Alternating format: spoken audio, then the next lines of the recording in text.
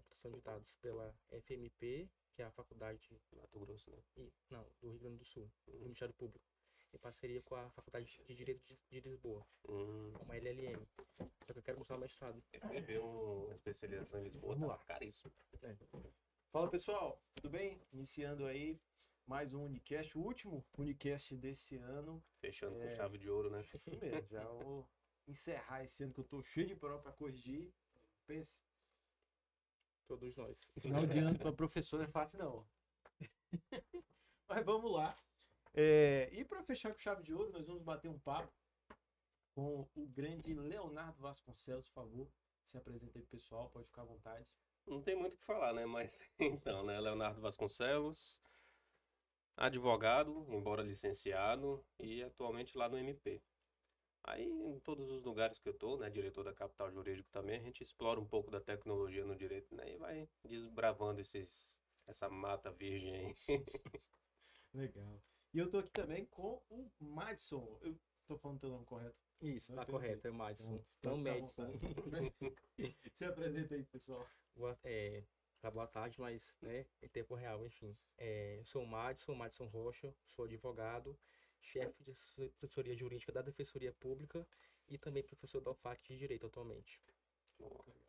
E eu, Leonardo Bandeira, aqui professor do Centro Universitário do Norte, comando aqui o nosso podcast. E é isso, pessoal. Vamos lá conversar logo, iniciar sem mais delongas.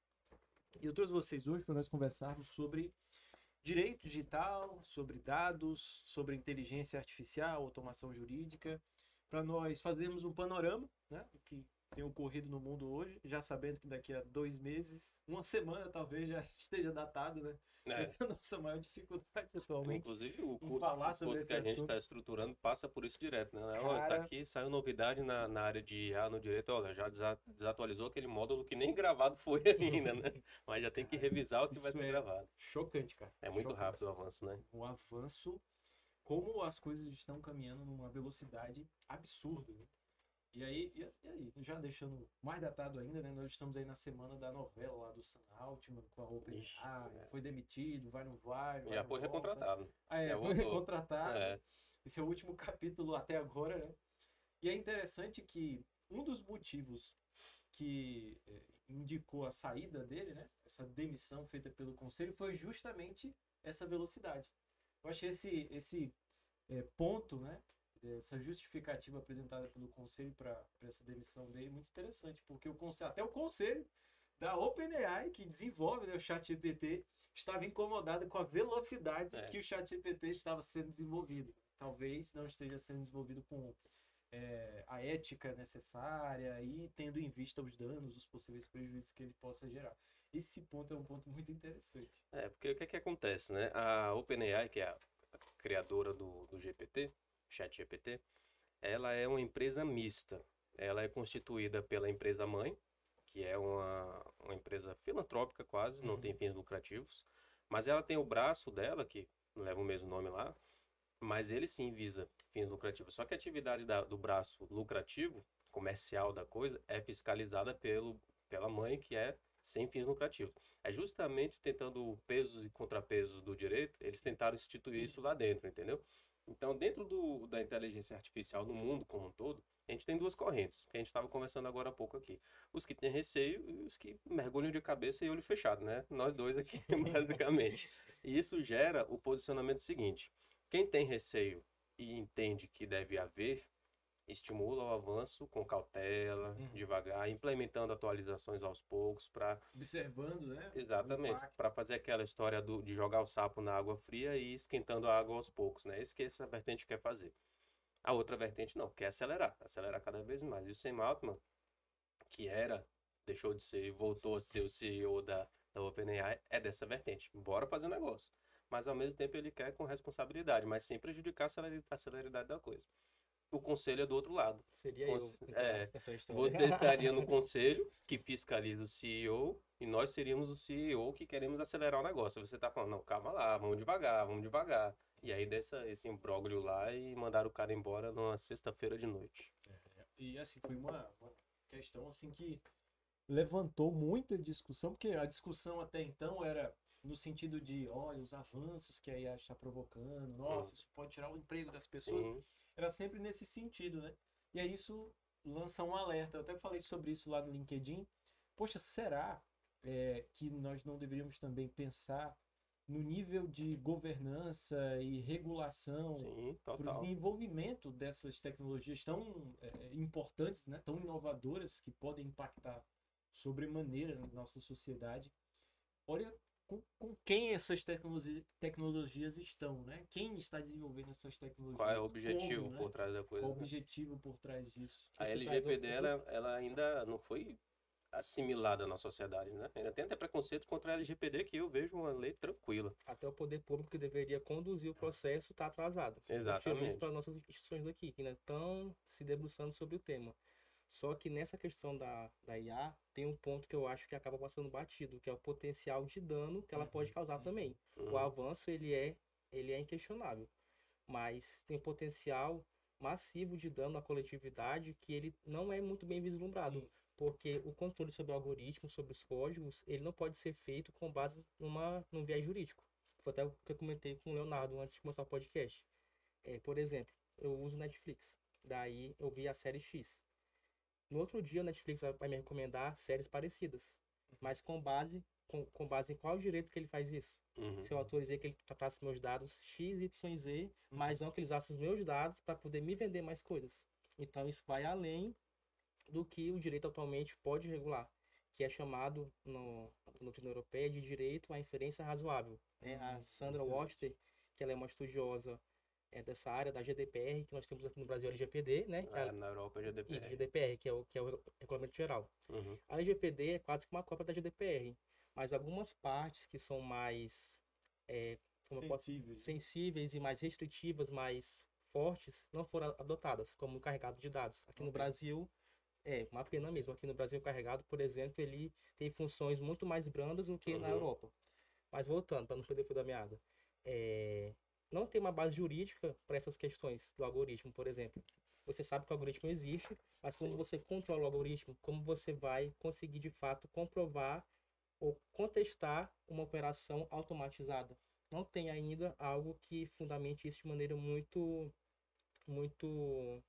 Segura, né? segura, Segurança coerente. jurídica. É interessante, Madison, que quando operadores dessa palavra, operadores do direito, né, se debruçam nessa temática, o pensamento não é necessariamente sobre a tecnologia em si, Uhum. como a tecnologia funciona. Não, é realmente avaliar o dano. É a análise de risco dano, da coisa. É análise de Como risco todo da projeto coisa. tem sua análise de risco, né? Mas é interessante que se você fizer essa pergunta pro camarada da Netflix, talvez o camarada da Netflix consiga, porque esse algoritmo ele é um algoritmo que eles têm um controle maior sobre ele. Mas quando você vai observar uma inteligência artificial generativa, como o ChatGPT, ou o Bard, por exemplo, se você fizer essa pergunta para ele, cara, consegue me descrever todo o processo que levou pro Bard ou pro ChatGPT tomar Chegar a esse decisão, resultado, né? chegar a Essa esse resultado, resposta- você consegue escrever? Ele não vai saber. Então, Isso é muito perigoso. Isso é você chocante. levantou, Léo, lá na OAB, naquele evento que nós estivemos, estava no seu roteiro lá, que não deu tempo Uhum. de abordarmos, caixa preta da IA, né? A caixa preta da IA. Eu perguntei aqui na Uninorte, no Inovaquiri, né? Era basicamente alunos que estavam lá. O que é a caixa preta da IA? Muitos associaram com a caixa preta do avião. Ah, guarda todas as informações. Eu Aí pensei a não mesma é, coisa também né? agora. Caixa preta da IA é o seguinte, não tem como saber como a IA, o caminho que ela traça para chegar ao resultado que ela chegou. A gente tem uma noção, né? Uma noção de como ela constrói as coisas, das sinapses digitais, eletrônicas, né? Do neuroprocessamento dela. Mas não dá para você saber exatamente como. Mas o que eu digo é o seguinte, pergunta para o ser humano a mesma coisa. Como você chegou a esse resultado?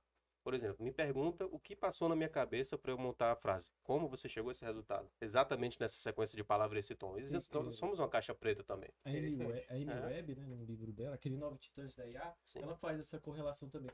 Se te perguntar como que você está conseguindo respirar, Somos uma descreve caixa para preta. mim esse processo, esse raciocínio que você faz para conseguir respirar. Você não consegue. Exatamente. É Eu tão penso que o foco tem que ir, instintivo assim, que- na análise do resultado.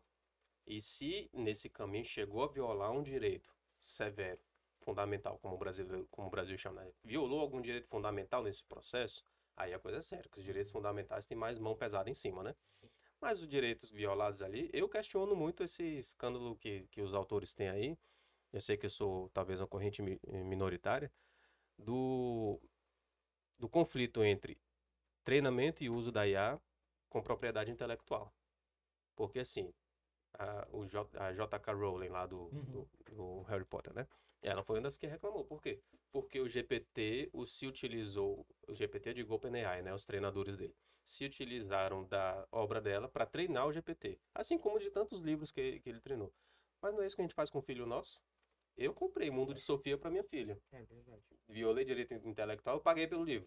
A OpenAI pagou pelo livro e ensinou a criança dele GPT. O erro está em utilizar esse software treinado para aí sim criar uma obra fingindo ser daquele autor. Aí é uma violação grave da coisa, né? Mas usar a obra para treinar, não vejo muito problema. Ou talvez oferir lucro em cima da obra. É, porque tudo lucra no final aí das a contas, gente- né? Só que é um lucro muito indireto. Agora, Sim. se for escancaradamente direto com o lucro, aí Com relação realmente. ao Harry Potter mesmo aí. É, exatamente. E aí a gente pode apresentar também uma questão importantíssima, né, quando discute esse assunto, é aprendizado de máquina, né? O que Uhum. é esse aprendizado de máquina? Porque o ser humano, quando ele quer aprender algo, a gente já meio que instintivamente nós, né? A gente já passou por graduação, já está fazendo pós-graduação, a gente já sabe, pô, se eu quero aprender algo, eu vou pesquisar um autor que Já tem escreveu o meu sobre esse método, né? livro. Cada um tem meio que seu método, né? Meu método é, sei lá, né? Eu quero dar uma aula de direito constitucional, eu vou pegar lá o livrinho do Pedro Lenza, vou ler ele, depois eu faço um resumo. Tem todo um processo, um raciocínio que a gente tem para justamente esse caminho do aprendizado, né? O aprendizado de máquina, ele é diferente, né? E muitas vezes as pessoas não compreendem dessa forma, porque ele é basicamente ensinar alguém por tentativa e erro. Exatamente. Você vai colocar uma máquina ali, a máquina não tem sentimento, né? Ela pode passar ali horas e horas tentando e errando até Até criar encontrar o caminho correto, né, para sair do labirinto. Até criar o Tron, né? E ela vai tentando e errando até conseguir. Ah, bom, então se essa situação se apresentar para mim, então eu tenho que seguir por esse caminho. Que já vi que dá certo, né? Esse outro caminho dá errado. É isso, Exatamente. E o aprendizado de máquina, ele foi sendo aperfeiçoado ao ponto de chegarmos ao que temos hoje. E é interessante que, por exemplo, quando você faz uma pergunta para o ChatGPT, não é como se ele já tivesse todo esse caminho estabelecido. Uma parte desse caminho já foi estabelecido, mas outra parte não. E é interessante que ele é pensado em camadas, né? Então você faz uma pergunta para o ChatGPT, para conseguir dar uma resposta, ele vai na primeira camada. Uhum. Esse ponto aqui eu compreendi, tenho ele como correto, né? Então eu vou apresentar isso para o usuário. Mas o usuário está me pedindo, sei lá, me colocou ali num prompt uma complexidade a mais, algo Ou diferente. o pedido principal depende de outros Exatamente. menores, E aí né? ele vai para outra camada. Ele vai buscando em outras camadas. E no final, Ele constrói o saber ele dele. constrói o saber para responder aquela pergunta, fazendo uma mescla com essas Uhum. diversas camadas de aprendizado de máquina que ele E nessa etapa, novamente eu digo, nessa etapa é muito similar à mente humana. Que a gente, quando chega uma demanda pra gente, toda hora tá chegando demanda pra gente. A gente discutiu saudavelmente falando, antes de iniciar aqui, sobre a textura de todas as paredes desse estúdio aqui, que tudo aqui foi construído, pelo que eu observo, para tratar o som, para o som ficar melhor, né? Então toda hora a gente está recebendo demanda, interpretando e associando com saberes anteriores que nós temos. Para eu ver essa paredezinha de madeira toda quadriculada e saber que aquilo ali está tratando áudio, eu associo com outros conhecimentos que eu tenho, né? Então o GPT faz a mesma coisa nessa etapa. A grande diferença é o treinar. A gente passou, né, Léo, acho que foi final de semana, não sei, feriado. Eu mandei mensagem para ele assim: desisto de treinar o GPT, porque no Usuário Plus agora eles abriram a opção, a possibilidade de nós personalizarmos o nosso GPT, com base em tudo que ele já é, refinarmos para o que a gente quer. Tem coisas que é tranquila, né? Para treinar o GPT, olha, eu gosto de fazer um questionário nesse estilo aqui, avaliação de reação de um curso, por A exemplo. estrutura do meu resumo é desse jeito. Sempre que eu Exatamente. te der esse assunto, você tem que me retornar com um resumo desse jeito. Nessa estrutura de parágrafos e tal. Ele tem uma tendência muito natural a responder dividido em tópicos. Eu não gosto, eu gosto de texto longo, contínuo, então eu treinei ele para isso. Mas eu tentei treinar para escrever petição com minha estrutura de petição, com minha forma de escrever endereçamento, a qualificação, a palavra que termina a qualificação do autor, aí vem o nome da peça, e as palavras que iniciam a qualificação do réu, tudo isso eu tentei ensinar para ele. Aí não deu muito certo. Ainda, né? A gente não sabe o que vai vir por aí. Mas ainda não deu muito certo. Por quê? Mas engraçado que isso é vendido hoje em dia, se você for abrir o Instagram, por exemplo, pessoas que vendem cursos, né, mentorias falando que dá para fazer tudo Não pelo dá para chat. fazer Isso não é tudo. verdade. Não, não É é. verdade. Tem limitação, o ser humano tem limitação. E peça Exatamente. para escrever aqui uma fórmula para um bit quântico, eu não sei. Porque eu não passei por esse treinamento. O GPT não passou por algumas programações e alguns treinamentos. Ele não sabe muita coisa, não dá conta de fazer muita coisa. Isso, neste momento, treinar para minha petição como se fosse eu escrevendo, desisti, suspendi essa ideia. Mas outras coisas, eu digo, funciona, que é uma maravilha. A gente estava Exatamente. conversando inicialmente aqui, né?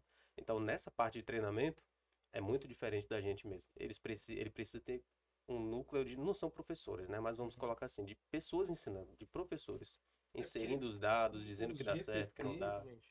Quando você cria o seu GPT, é como se você tivesse acrescentado mais uma camada. Em cima do que ele já é. Então ele Exatamente. já tem as camadas deles pré-estabelecidas, né? E você foi lá e acrescentou uma camadinha a mais. E essa minha camada pode conflitar com o que ele já tem de base. Exatamente. Por E isso ele- que talvez não tenha dado muito certo. Exatamente. E, claro, ele tem camadas prioritárias, ele tem Uhum. camadas que, dependendo do assunto, ele sempre vai indicar aquele caminho. Por exemplo, se você aborda algo relativo a direito, política, algo nesse sentido, ele sempre vai trazer um aviso. É. Né? Sempre vai trazer um aviso. E joga Consulte Sabe? um profissional. Eu Sabe não o que eu sou lembrei advogado, agora? isso não é aconselhamento jurídico, ele traz isso. Um dos meus alunos fez, entre aspas, uma petição, né? Um textinho, chat GPT, pedindo para não ter aula. Um dos alunos que pagavam matéria na engenharia elétrica lá, no curso de contabilidade que eu dou aula também. Ele pegou lá, chat GPT, me faz um pedido para o meu professor em forma de petição, solicitando que não tenha aula com base na Constituição. No ponto facultativo não pode E ter aula, né? aí ele botou lá, citou o artigo 5º, várias coisas. Aí eu falei, nossa, tu que escreveu isso? Bacana. Ele, não, foi o chat, professor, não fui eu que escrevi. Ó, escrever petição dá certo. Existem várias formas, como a gente estava conversando, de o usuário encontrar o jeito dele de usar o GPT. Não tem fórmulas prontas. Esse negócio de compra um pacote de 1000 prompts não rola, cara, não rola. Até porque essa celeridade na atualização dele desmonta esses prompts É que passados nem um todinho. plugin que você tem que, de novo, atualizar e instalar. Exatamente. Toda hora tá fazendo. Então é melhor que você entenda como usar e encontre a sua forma de usar ele. Sim. O Léo tem uma forma de usar o GPT para escrever petição e eu tenho outra que é parecida, mas diverge em algumas coisas. Dá para fazer boas petições. Eu fiz, logo que surgiu o boom do GPT, no Acre pelo menos, eu usei ainda a versão gratuita dele para fazer uma petição, que foi a primeira petição no judiciário acreano escrita 100% pela IA. Escrita, redigida, porque eu nutri de informação. Era um problema meu real contra uma operadora de telefonia. Aí eu já estava licenciado, não podia ter eu lá como advogado protocolar, fui no juizado especial, né? E aí, aí eu falei, ó, já que eu tô aqui, deixa eu ver se isso daria certo. Eu queria ver se um cidadão não jurista conseguiria usar a IA para potencializar a atuação dele no judiciário. E aí eu informei toda a problemática que eu estava passando com a operadora, como se eu não soubesse do direito mesmo. Tentei afastar meu conhecimento jurídico de lado. Informei, ele preparou a petição. E eu protocolei, não no sistema, né, para termação online, nessa época estava sendo no juizado especial por e-mail, né? Mas no início da petição eu coloquei, esta petição foi escrita com o uso da inteligência artificial GPT 3.5. Botei esse alerta logo embaixo do endereçamento. Jogar transparente com o judiciário. Até para saber, ó, o judiciário vai aceitar ou não vai? Será que vai dizer, alega alguma inépcia aí? Não alegou nada, rodou o negócio tranquilo, entendeu? Então ele já dá para escrever. Se essa petição circulou o sistema judiciário, imagina pegar isso e aí devolver o meu conhecimento jurídico para melhorar essa petição, entendeu? Porque eu fiz tentando ser um usuário não jurídico. Mas e se o usuário jurídico fizer? Sai muito melhor. Só que cada um tem seu jeito de fazer. Ele já dá para fazer. Só que você tem que encontrar seu mecanismo. Pelas limitações que ele tem, como a gente falou. Ele tem limitações, sim. Não caia nesse papo de que o GPT é infalível, é perfeito. Não é. Ele tem seus problemas, como todo ser humano.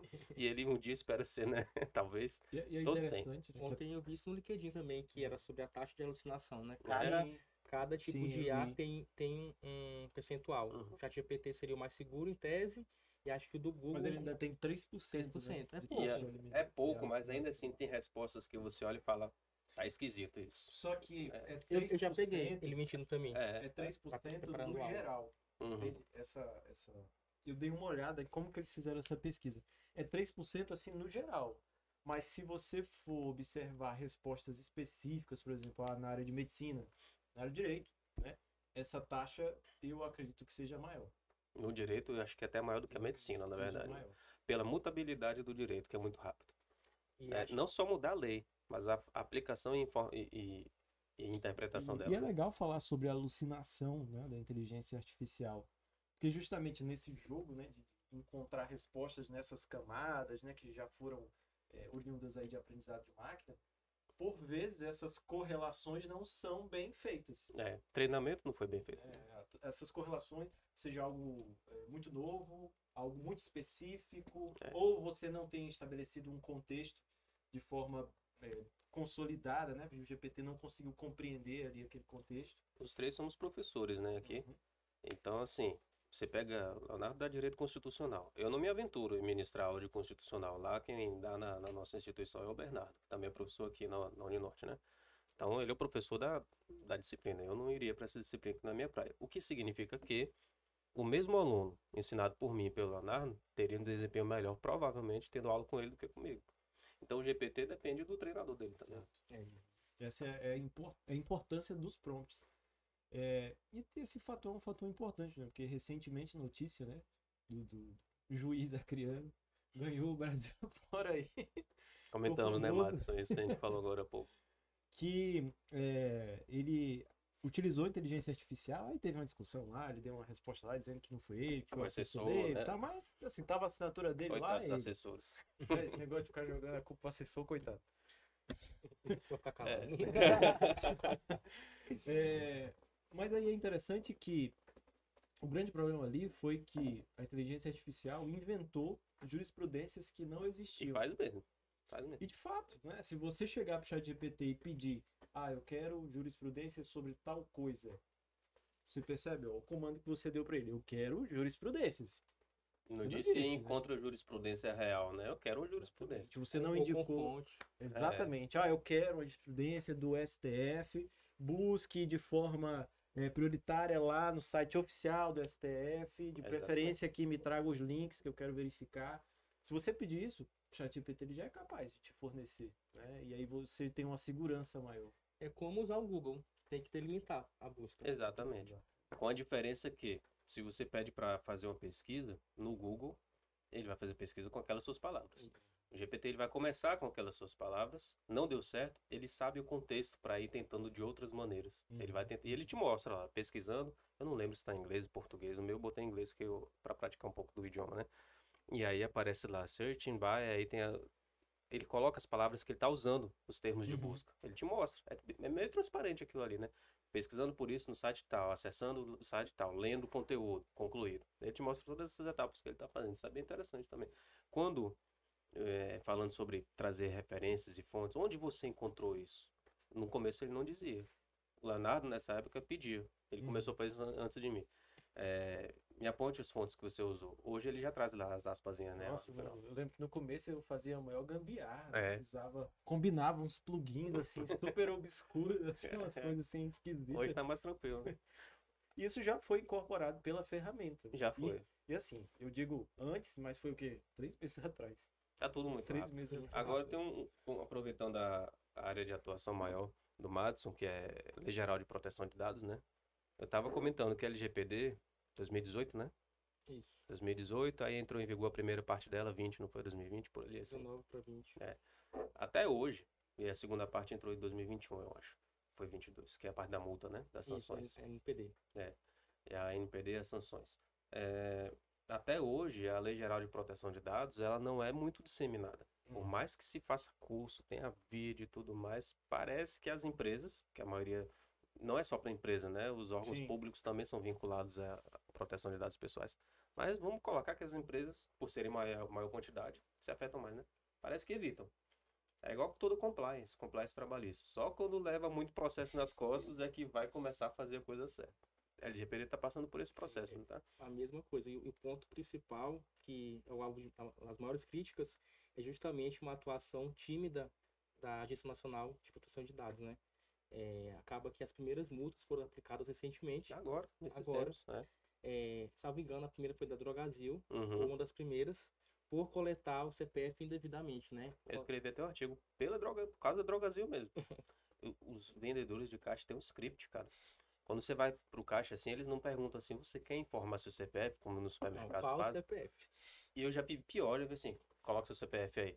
Aí eu olhei assim, eu não quero colocar meu CPF aí. A pessoa trava, porque no script, que é o treinamento daquele atendente, não ensinaram assim, se o usuário não quiser informar, o que você vai fazer? Não ensinam, eles só ensinam, vai coletar o CPF de toda forma. O Drogasil passou por esse problema, O né? direito do titular não existe para isso. É, É exatamente. apenas coletar o dado. E isso entra naquela outra questão, né? Até que ponto você consegue ter de fato um controle sobre o dado que é utilizado ou como ele é utilizado? Por exemplo, na Drogasil, eu Exatamente. fui lá ontem, foi antes de ontem, comprar um Tocilax e daí sai aquele cupomzinho, né? Com o CPF com as ofertas. Ofertas para você. Aí tem lá os remédios que eu sempre compro e alguns outros remédios de coisas que eu posso ter. Mas como que eles sabem disso? Eles Como- fazem uma análise sua ali, né? por cima, ou talvez, Mas provavelmente eles usam idade. Acho que idade, É, com certeza. problemas o comuns da histórico de idade. compra. Idade e história de compra, eu acho que eles devem cruzar. Agora, com se eu certeza. compro muito remédio do cardiologista lá, que passa pra minha mãe. Sempre sou eu que vou comprar. E sai no meu nome as compras lá. Daqui a pouco eles estão achando que eu tô com problema no coração aí. Mas pior ainda, o cruzamento de banco de dados, É, que é uma coisa que não é especialmente autorizada, mas que ocorre. isso. Até mesmo a compra ilegal dos dados, né? Que isso é um problema sério. Demais, cara. Hoje em dia, o dado ele é um novo ouro. Com a É. informação, você pode ter um poder absurdo. Adquire uma linha pré-paga nova, no mesmo dia você tá recebendo ligação. Como é que sabem disso? Eu Ó, cadastrei ligação de num, oferta. uma dica, aliás, tem um site Não Perturbe. Você cadastra sua linha lá e daí você consegue restringir as operadoras ou serviços Que que vão eles ligar. podem ligar ou mandar ofertas. Pra funcionar. Se não funcionar, tem a opção de avisar Funciona, depois. funciona. Já testei. Não cadastrei, conhecia nada. melhorou Não também, perturbe, é? É. Cara, eu vou atrás disso, porque tá difícil. ó. Melhora. A Claro é que mais liga. E eu sou usuário da Claro, cliente. Saí do pré-pago pro controle e falei pra mim, eu nunca mais vou ter controle na vida, porque o pré-pago ficou tão bom pra mim, pro meu perfil, que eu não preciso de nada. Mas me perturbaram tanto que eu fui pro controle. Estão me perturbando pra sair do controle pra ir pro maior. É o ego, bicho, isso não tem jeito. Mas aí, e por que que perguntei da LGPD? Porque tem tratamento, o uso da IA pelos órgãos jurídicos, vamos colocar assim, que não é só o judiciário, né? Todos os órgãos com atuação jurídica. Só no judiciário, eu lembro de ter visto a pesquisa do CNJ, tem atualmente 70 projetos de inteligência artificial em desenvolvimento. Aí você bota aí MP, Defensoria, todos, né? Então, como esses órgãos vão tratar os dados, sabe? Cara, Não é porque o processo é público que pode fazer qualquer tratamento também. Exatamente, tem os limites. Exatamente. Isso. até aqui na Uninorte eu tenho alguns alunos de TCC, né? Que eu fiz essa provocação, porque muito se fala, né, sobre tratamento de dados no âmbito privado. E o poder público, né? E o Estado, né? Como que ele trata os nossos dados? Da pior forma possível. A resposta é essa. Porque é um absurdo, assim, o que tem de vazamento de dados, oriundos do próprio poder público Às vezes é até um funcionário que tá ali, sabe? assim, O ser humano, e já vou voltar porque eu quero que ele faça essa ligação, que é muito a área dele, né? A praia dele. O ser humano é bicho que vê assim, pensa. Eu já soube de histórias aqui no Acre, do cara que trabalha em um órgão ou na empresa, não lembro qual. Aí viu que é cliente ou consumidora daquele órgão ou empresa, um ex dele. Aí pronto, pegou o telefone da ex e começou a perturbar. Meu Deus. Então, olha só, não é que o órgão não sabe tratar, mas só de ter um ser humano ali com a tentação vai ceder. Mas o órgão tem que ter fiscalização, né? Exatamente. isso é um erro gravíssimo de governança, assim. É.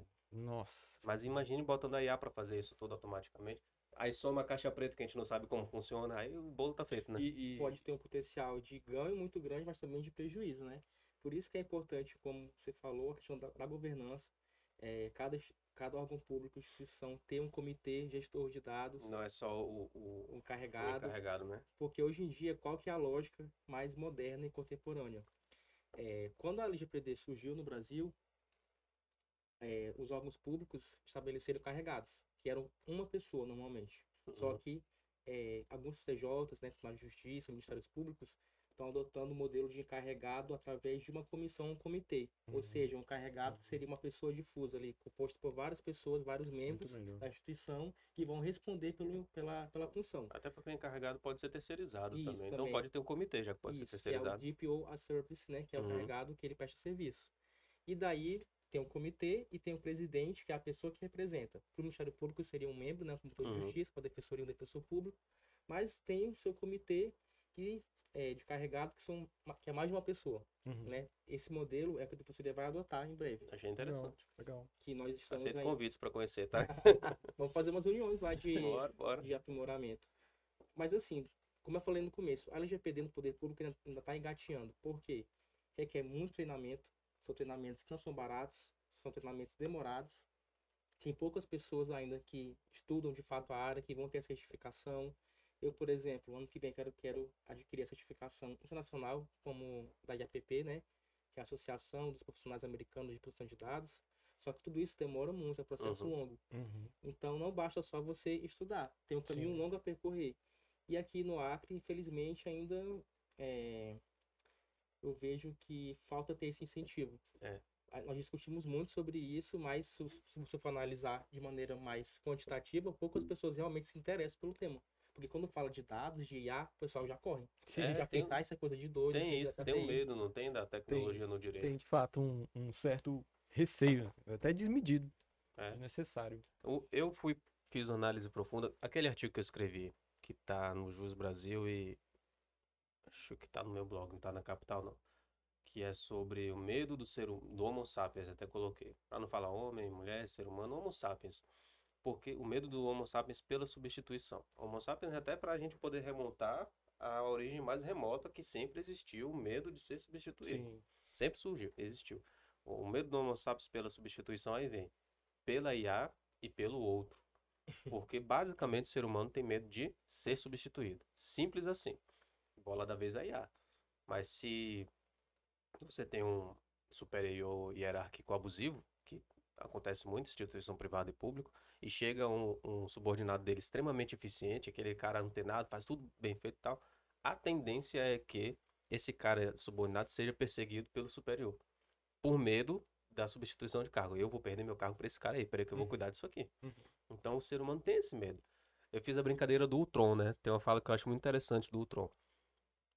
O Ultron é o vilão de Vingadores, né? Vingadores Era de Ultron. Ele tem ali uma fala que ele surgiu como uma IA, basicamente o Ultron, uma IA alienígena. Ele tem uma fala que ele esquece a palavra crianças. Criança. Ele estava conectado a toda a web, né, do planeta e esqueceu. A gente tem brancos, ele também teve o branco dele, né?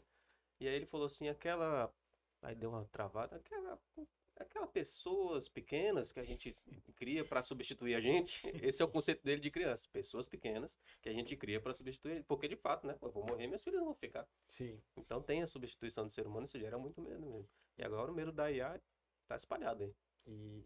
Mas foi até o que eu li também no artigo do Leonardo e também no Congresso de São Paulo. O futuro não é a IA tomar nosso lugar. Mas sim você ser substituído por pessoas que sabem como usar a IA e você não vai saber. Porque é uma ferramenta. É um instrumento de trabalho. O ganho de produtividade é absurdo. Assim, não dá nem para quantificar, né? Porque a gente vai empolgado fazendo as coisas e me surgiu mais tempo aqui livre. Só que os psicopáticos por trabalho, né, os workaholics, vão trabalhar mais, porque eu abri uma vaga de horário, vou fazer essa outra coisa. Mas você poderia só sentar na praia e ficar lendo um livro. E se você for para uma discussão mais profunda e tal, assim, do âmbito da sociologia e tal, que o caminho na sociedade que nós vivemos é a precarização do trabalho. Né? Indivíduos acumularem, né, cada vez mais atribuições, competências, justamente para se manterem em seus cargos e continuarem ganhando os mesmos salários. Cara, não ganhos, a minha mas vida os toda mesmos foi salários. isso. Praticamente tudo que eu sei fazer assim de comunicação e tecnologia eu aprendi para não perder emprego. Porque eu olhava assim, eu sempre analisei muito onde eu estava, né? Rapaz, o meu chefe atual, né? Ele gosta disso, ele tem intenção de fazer aquilo, eu vou aprender a fazer isso, porque eu garanto o meu aqui, entendeu? Aí fui aprendendo coisa. Foi basicamente isso. E aí nossa sociedade ela é abarrotada de pessoas que não têm especializações generalistas, né? definidas, são generalistas e sempre estão antenadas, assim. É, não é de nem olho, ruim nem né? mal ser generalista, assim como no direito. Não é nem ruim nem mal um advogado ser generalista. Eu conheço um advogado generalista de sucesso, tá sossegado na vida já. E mais também tem os especializados, que é a maioria, né? Que também são de sucesso. Esse E é um aí- ponto e que eu aí- fico muito na dúvida, de porque eu leio artigos, opiniões falando, não, ser especialista é o melhor, você vira referência. Aí outras pessoas, não, ser generalista é o ideal porque você sempre vai ter ali um ponto onde recorrer. É que É, nem você a tem a questão sua do ovo. dúvida, O ovo né? faz bem ou faz mal? É, toda hora é um dia. Eu acho que Eu acho é que uma depende. pergunta que, de fato, assim, não Ó, tem uma O resposta que eu definida. responderia, como eu também tenho uma vertente de pesquisar e ensinar sobre publicidade e marketing no direito, já que eu fui publicitário, né? É o seguinte, depende do seu perfil. Um colega formado na minha turma, generalista, foi quando eu falei que estava sossegado na vida, é ele. Só que ele tem um perfil comercial da coisa. Se sentar um prospect, que é aquela pessoa que tem interesse no seu trabalho, mas não fechou, ainda não é seu cliente, mas está interessado. Sentou na frente dele, ele fecha o negócio. Ele fecha o contrato.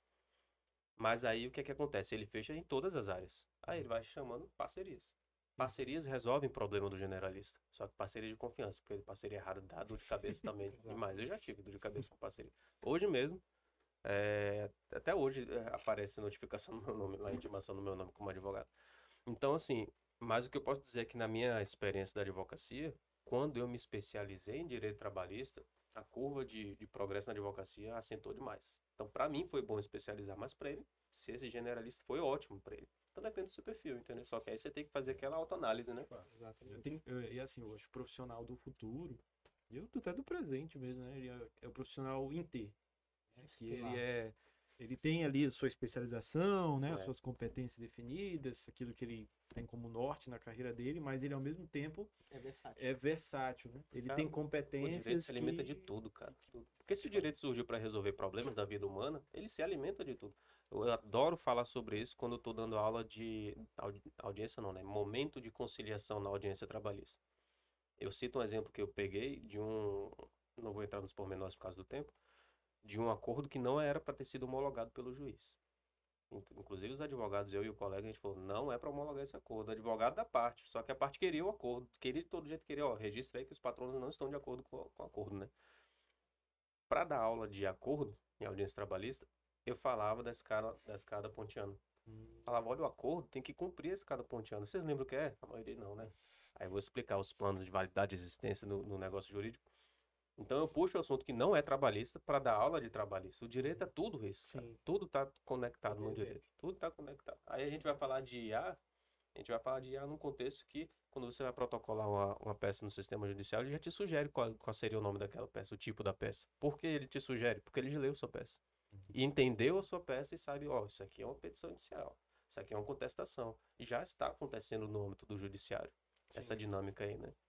Falando em aula judiciário, eu lembrei de um caso que é muito emblemático, que é o do Compass, nos Estados Unidos, que foi um software, um sistema de identificação criminal usado em Michigan, salvo engano, em Michigan, para que o juiz analisasse se iam conceder ou não fiança. Uhum. E como que ele funcionava? Ele fazia uma leitura do réu e daí atribuía pontos, de 1 a 10. Se fosse 10, era um percentual maior de incidência, de probabilidade de rescindir o crime, e 1 era menos Mais perigoso, tranquilo, né? isso, mais tranquilo. Só que isso gerou muita polêmica, porque o Compass acabou estatisticamente dando notas maiores, mais perigosas para réus negros e negras. Então isso gerou um o debate viés. racial muito, muito acalorado nos Estados Isso Unidos. faz parte do treinamento da IA, esse viés, né? Exatamente. Os dados que ele foi alimentado justamente nesse processo de aprendizado de máquina não foram dados validados do ponto de vista de uma comissão Isso, ética. que eu chamei de professores da IA. Lembra no começo? Eu falei, ó, professores, mas não são professores, assim, acadêmicos, né? Mas o treinamento da IA é feito por uma comissão, por um corpo de profissionais diversos, de diversas áreas científicas e diversidade humana também. Esse seria o ideal, É. né? O que Ideal. deveria de fato Exatamente. ocorrer. É como eu Mas- confio que provavelmente o GPT é treinado mais nessa tendência, mas eu não confio muito nessas IAs que eu vejo surgindo por aí, porque eu não sei como foi feito isso dessa IA. E elas surfam na onda do momento que é Isso. a IA. E aí eu volto naquela questão, potencial de dano, né? Uma política Exatamente. pública que era para ser imparcial, gerar ali uma análise para poder aumentar a quantidade Sim. de fianças, de liberdades provisórias, acaba gerando racismo institucional. porque ela perpetua um padrão que já existe. E os defensores do algoritmo, eles falaram que não, nós apenas alimentamos com informações. Mas Nós- viu a qualidade dessa Da informação? informação, que é um ponto, né, que Uhum. foi argumentado pelos críticos, mas eles argumentaram o quê? Que eles só colocaram dados, assim, de maneira geral, estatísticos. Que se na prática gerou aquele padrão, é porque é um padrão que já existe na sociedade. Uhum. Só que isso já vem para outro viés, que é o que eu defendo. Isso é um estrutural, né? racismo institucional. Uhum. Tá reforçando o padrão que é errado, que deveria ter sido auditado. Exatamente. E aí entra esse na é o ponto. questão da inferência razoável também, né? Como que o algoritmo funciona? Eu tenho o direito a tratar o dado, a contestar o dado que é tratado, a acompanhar o tratamento, mas não a verificar como que o algoritmo atua, porque isso já não é um dado em si, é O um processo. funcionamento. Sim. E pelo menos no Brasil, a tendência que eu estou vendo quando eu analiso as decisões do TST sobre o Uber é que estão tentando mostrar que o Uber existe a subordinação, que é um dos requisitos para a relação trabalhista, subordinação algorítmica. Assim, Gente, isso é não, catastrófico, né, pro Uber? exatamente. Não é que existe a subordinação clássica Uber motorista, mas o algoritmo atua de uma forma de supervisar e demandar que se assemelhe à subordinação. Só que Interessante. para você determinar isso judicialmente, contraditório, decisão fundamentada, você tem que analisar o algoritmo. Só que o algoritmo no Brasil, internacionalmente falando também, ele é protegido como propriedade industrial. Segredo industrial, que é o ponto Exatamente. que argumentaram no Compass, que eles não poderiam chegar a esse momento de auditar o código, porque a empresa o detinha e não poderia liberá-lo, só código judicial. Iria Esse que é um violar a ponto vantagem comercial da Econômico, empresa. É um exatamente. ponto crítico, muito crítico, assim, de regulação de inteligência artificial. Sim. E tem um outro exemplo, até um exemplo cômico, né? Não sei se vocês lembram daquela inteligência artificial que a Microsoft, foi a Microsoft, né?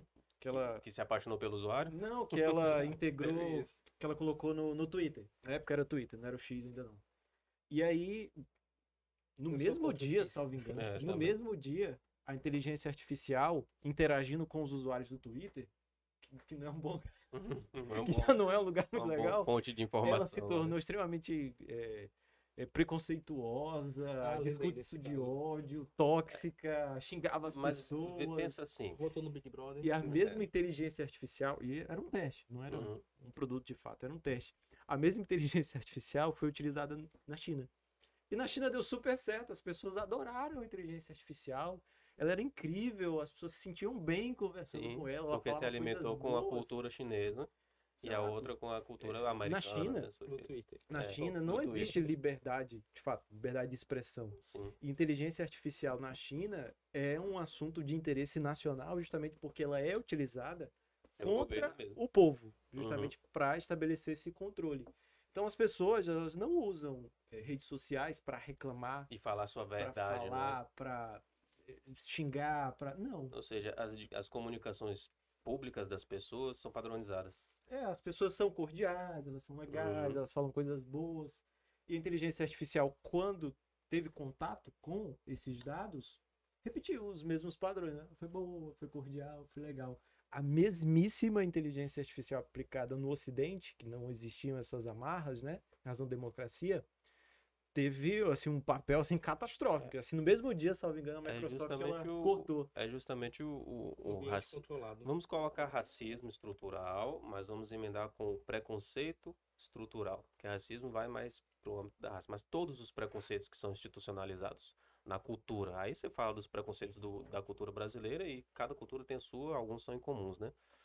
Se humanisticamente existe todo um movimento das pessoas pretas ou negras, me perdoem que ainda não sei exatamente qual é a palavra adequada, mas se existe um movimento dessas pessoas para quebrar todo esse preconceito estrutural de séculos, é porque esse preconceito existe, está aí, e muita gente não vê, porque Sim. reproduz automaticamente, cegamente, e talvez essas pessoas que reproduzem isso cegamente são quem está treinando a IA.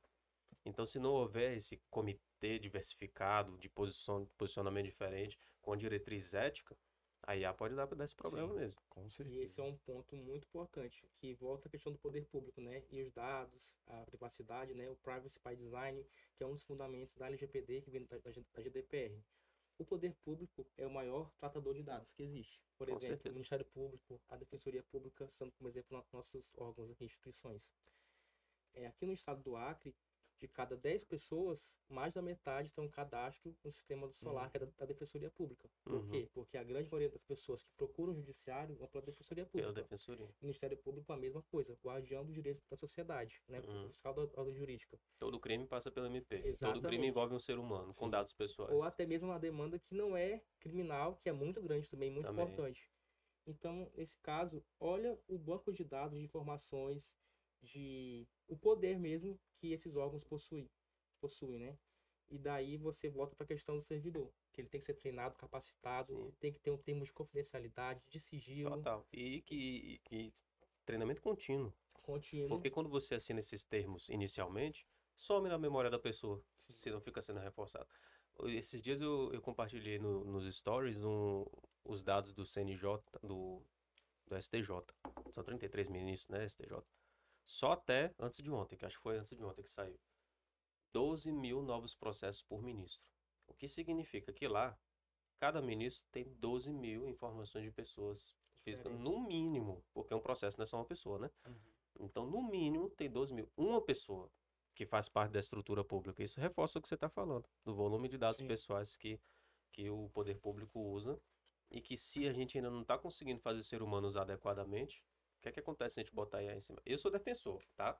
Mas, regradamente, de maneira adequada, com diretrizes éticas e tudo. Só que, realmente, eu não saberia como fazer, como implementar isso assim, né? É interessante. A Amy Webb, né, no livro lá, Os 9 Titãs da IA, ela tem uma proposta, assim, uma ideia, né, de como que essa regulação ocorreria.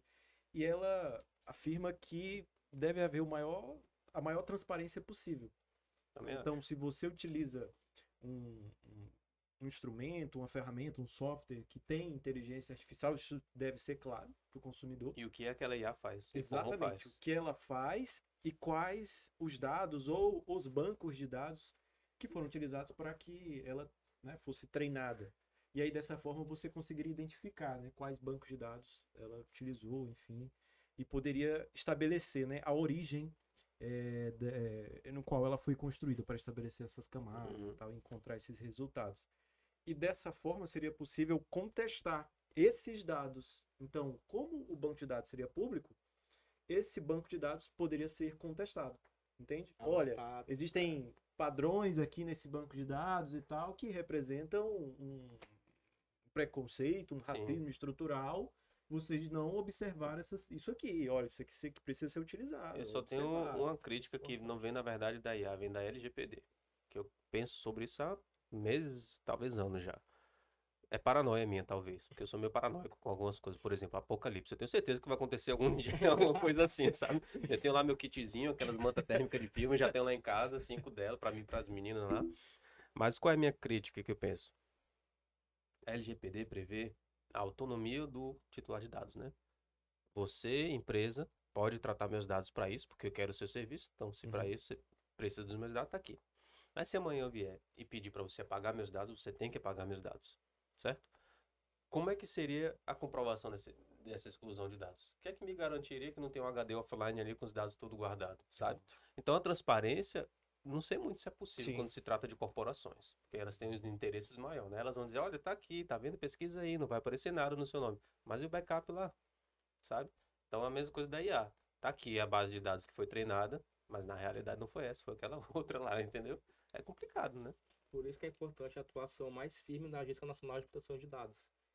Através de sanções, de auditorias, justamente para poder Sim. evitar esse tipo de situação. Mas essa também é uma questão que, para mim, parece muito difusa, né? Na Uhum. prática, a implementação.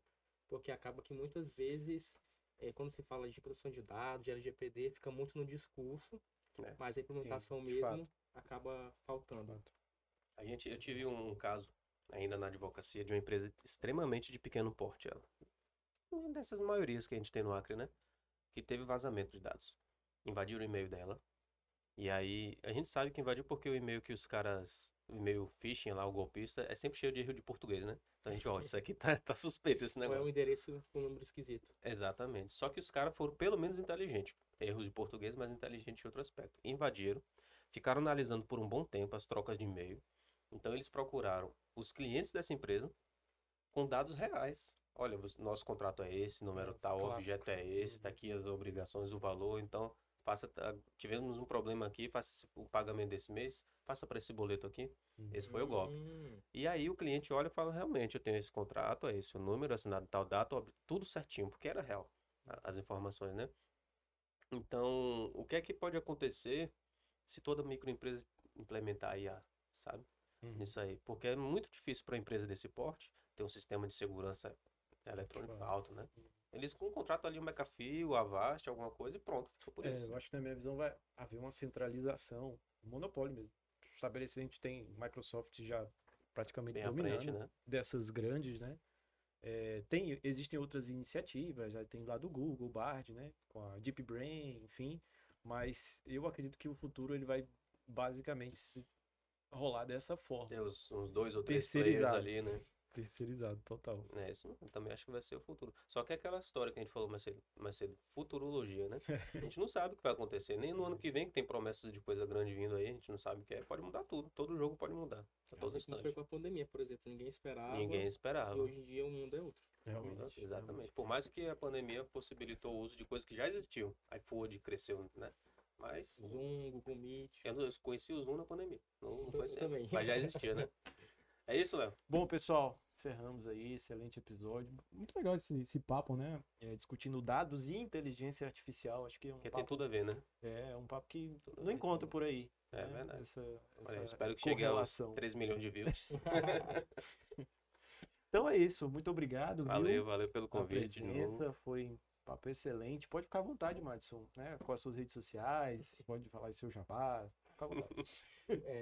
Começa tu. Vai ficar mais à vontade. Então, né, eu tô em alguns lugares, né? O Instagram, Léo F. Vasconcelos. Aí tem lá Capital Jurídico, que você acessa revistacapitaljurídico.com.br. Esse é o site da revista. E o site da produtora Capital Jurídico é capitaljur.com.br. Aí acessa que vocês vão entender do que se trata cada um, né? Basicamente são esses meios que eu gosto de divulgar, né? E além da docência também, tem um sitezinho de professor, mas fica para depois, para falar. Legal. No Instagram, madison.rrocha. E também no LinkedIn, Madison Rocha. Acho que é um dos primeiros que vai sair lá. E é isso. Esse é o convite. Meu primeiro podcast. É mesmo. Primeiro podcast. Achei bem bacana. Tem que ressuscitar meu LinkedIn, cara. Tá parado. Foi bem bacana. também, Essas discussões eu acho que elas são mais valorizadas de lá. Tô achando legal usar. Vou pra lá, a vou pra lá. experiência Bom, e eu, né, Leonardo Bandeira, muito obrigado aí pela sua audiência. Você vai me encontrar no LinkedIn também, Leonardo Bandeira, e no Instagram, @leonardobandei.ura. Não esqueça de curtir aqui esse episódio. Nós temos outros episódios sobre inovação, direito, tecnologia também. Pode ficar à vontade. Salvo Compartilhe engano, com umas 100 pessoas, pelo menos, né? Os alunos que compartilharam vão ganhar ponto extra. Olha aí. Tá vendo? Ponto extra é ouro na faca, meu irmão. Pessoal, muito obrigado. Se tiver alguma dúvida, às vezes o papo ele fica meio denso, a gente fala umas coisas meio esquisitas, pode ficar à vontade, né? Estamos à Jogar disposição aí. nos Né? comentários, eu Falei repasso baixo aí também, eu acho. pro Madison, pro Leonardo, e a gente fica se comunicando, tá bom? Valeu, pessoal, muito obrigado. Agradecer meu novo operador aí de câmera, Felipe, né? Valeu aí. Valeu, Felipe. Até mais, pessoal. Até a mais. próxima. Tchau, tchau.